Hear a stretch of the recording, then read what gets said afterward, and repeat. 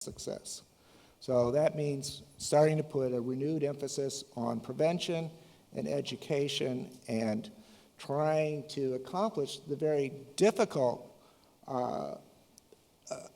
result of changing people's lifestyles, because we like to eat the food that we want to eat, and we don't always want to exercise. So it's going to take a lot of work. I think, just a brief comment on your topic. I think if you come at the level, the political level, and maybe at your office level, I see you have done a lot of declarations, and you have published quite good number of guidelines. I think the government has to start working on this. And I want to tell you that this situation is not only in the Gulf states. The UN have taken a declaration on this, and they have asked and called all states to really start fighting diabetes, because they consider diabetes as equivalent to war when it comes to the mortality. So I think the government has to put a new setup of rules and regulations.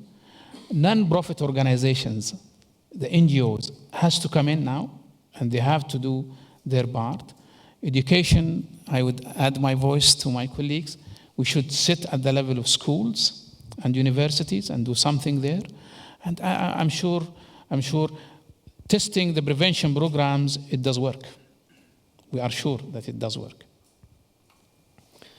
Dr. Tawfiq, can I just refer back a part of your both questions back to you? You as the Director General of the Executive Office for the GCC.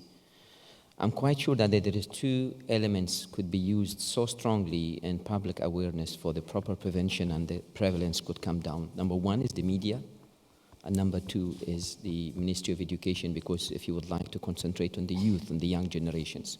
What was the role of your office representing the GCC countries and using the media as the, I'm quite sure that everyone knows the program called Salamatak, in supporting fighting against diabetes at the level of GCC countries? And what was the management between your executive office with the Ministry of Education among the GCC countries in supporting the youth for prevention of diabetes? Thank you so much, Dr. Amir. This is a really interesting discussion. Actually, we start in 2003. Which was an in-depth evaluation of the strategic directions for GCC Health Minister Council.